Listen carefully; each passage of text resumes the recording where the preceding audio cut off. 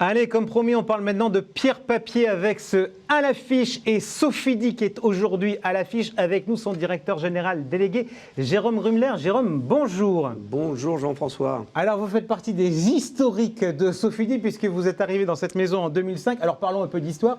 En regardant l'histoire, j'ai un peu le sentiment que Sofidy égale Immorente. Vrai ou faux ?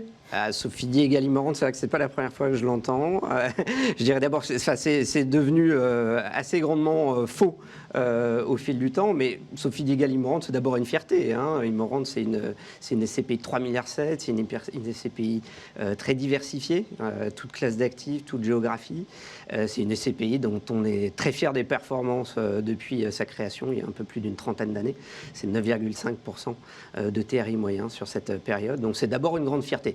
Mais ensuite, c'est devenu assez faux au fil du temps, puisque aujourd'hui, Sofidy, c'est une très grande gamme de fonds.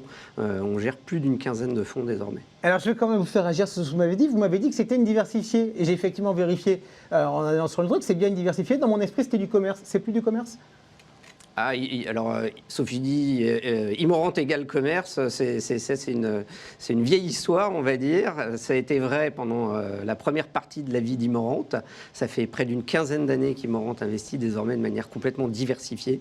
À titre d'exemple, sur les 4 dernières années, Immorente s'investit à peu près 50% en bureau, une vingtaine de pourcents de manière diversifiée, en logistique, en hôtellerie, en résidentiel, en camping, et puis seulement une trentaine de pourcents en mur de commerce. Ok, donc il faut que je révise mes fiches. Allez, on va maintenant parler de ce qui s'est passé dans cette année 2021.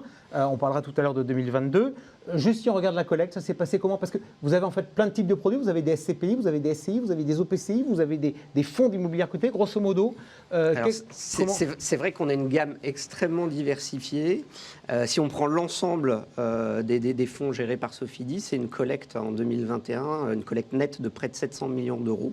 Donc c'est une véritable bonne année, de manière presque un petit peu surprenante au regard du contexte qu'on a connu et de cette sortie de Covid qui n'en finit pas, je dirais. Et on a, dans ce contexte, malgré tout, réalisé une très très bonne année en matière de collecte. Alors il y a un autre sujet, celui qui intéresse les clients des CGP, c'est les performances. Comment se termine l'année en termes de perf? Alors en termes de perf, si on d'abord peut-être nos deux principales SCPI, Immorente et FIMO, on devrait distribuer autour de 4,50% sur Immorente et autour de 4,75% sur FIMO. Donc si on continue le tour d'horizon, on va continuer avec l'OPCI.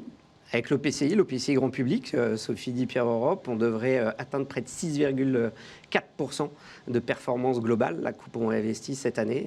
Et à nouveau, je dirais, c'était déjà un des meilleurs performeurs de sa catégorie l'année précédente. Donc à nouveau d'excellentes performances pour notre OPCI. Ok, et puis quitte à faire le tour, on va regarder la SCI. La SCI, effectivement, on a une SCI en unité de compte, distribuée exclusivement dans l'assurance vie, Sofidy Conviction Immobilière, qui va dégager une performance globale cette année de 4,55%.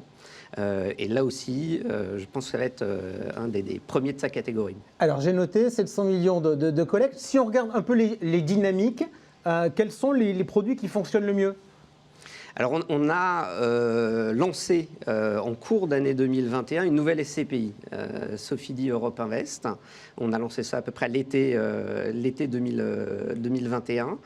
C'est un fonds qui fonctionne extrêmement bien, qui investit en Europe, hors de France, pas du tout sur le territoire français. Ah ouais, donc vous n'êtes pas dans la logique de dire on fait de la France et on va diversifier en Europe. Là vous dites sur ce produit, je fais de l'Europe mais pas de France. Pas de France, pas du tout. Donc on investit exclusivement dans les pays européens voisins et à ce titre-là, c'est un fonds qui se positionne de manière extrêmement complémentaire par rapport à des SCPI traditionnels investis sur le territoire français. Donc effectivement, c'est pratique quand on veut faire une allocation d'actifs avec des Françaises et une diversification européenne. Plutôt Europe du Nord, plutôt Europe du Sud? On a plutôt commencé par l'Europe du Nord et ce sera très certainement l'essentiel de l'allocation. On a commencé par l'Allemagne, bien sûr, mais on a également commencé des investissements en Irlande et on regarde globalement d'autres pays d'Europe du Nord, les Pays-Bas qu'on connaît bien, mais également l'Europe du Sud. Ça fait partie de la feuille de route, même si ce sera plus minoritaire, on va dire, dans l'allocation. On parlait de dynamique en termes de collecte. La dynamique sur la SCI, elle est bonne. Il y a des flux qui arrivent via l'assurance vie? Oui, ça fonctionne très très bien. On finit notamment l'année de manière très très forte. Conviction immobilière, c'est 17 millions de collectes rien que sur le mois de décembre. Donc on est dans une très bonne dynamique via le canal assurance vie. Et puis j'ai vu que vous aviez ouvert une nouvelle activité, c'est Club Deal. Vous avez fait votre premier Club Deal en fin d'année dernière? Effectivement, on a réalisé notre premier club immobilier. Donc, on a des investisseurs institutionnels tiers qui investissent aux côtés de nos fonds dans une opération qui s'est bouclée en décembre dernier d'un petit peu plus de 150 millions d'euros sur le segment du commerce. Il s'agit d'un hypermarché intramuros dans Paris et d'un retail park collé au centre-ville de Bordeaux.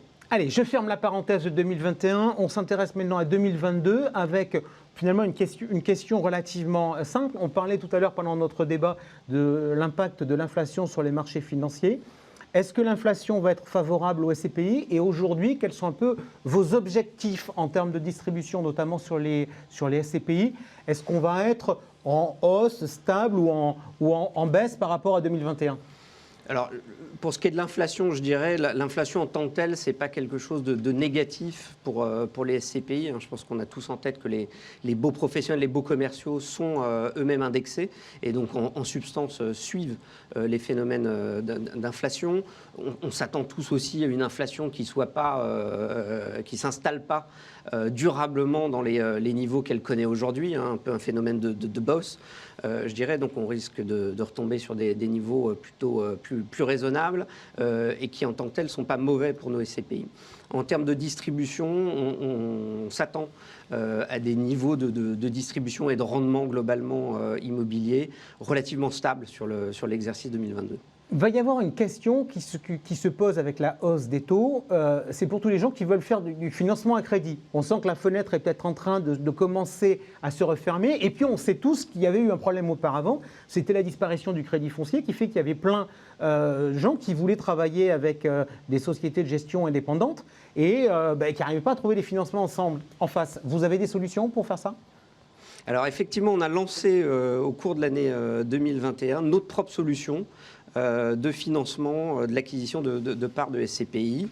Vous évoquiez le contexte de la disparition du crédit foncier. On a observé ça comme tout le monde sur le marché, un vrai, je dirais, manque en la matière et on a souhaité apporter notre propre réponse chez Sofidy avec une activité qui s'appelle Sofidy Financement tout simplement et qui se positionne en intermédiaire entre des offres bancaires et nos partenaires, conseillers en gestion de patrimoine et leurs clients pour leur proposer des solutions de financement. Alors, j'ai bien compris que dans l'année 2021, il y avait beaucoup de choses qui avaient bougé. Le lancement d'une SCPI européenne hors France, l'activité de financement, le développement de l'activité Club Deal. Qu'est-ce qui va se passer en 2022 ?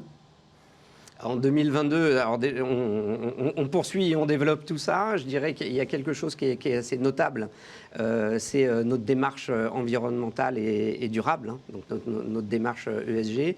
Il y a eu beaucoup d'efforts de produits par les équipes de Sofidy tout au long de l'année 2021 sur ce sujet, avec 3 premières labellisations obtenues, dont 2 sur des fonds immobiliers là qu'on va annoncer dans les prochaines semaines, dont la SCPI européenne qu'on évoquait tout à l'heure. Et donc on va poursuivre dans cette voie sur ces labellisations. Et cette démarche va englober, bien entendu, nos SCPI phares que sont Immorente et FIMO. Merci beaucoup Jérôme Rumler d'avoir été avec nous aujourd'hui pour ce À l'affiche. Merci à vous d'avoir été des nôtres pour cette émission. On se retrouve le mois prochain et on continuera sur le même sujet puisque le mois prochain, notre débat, ce sera le club de la finance autrement. Ciao.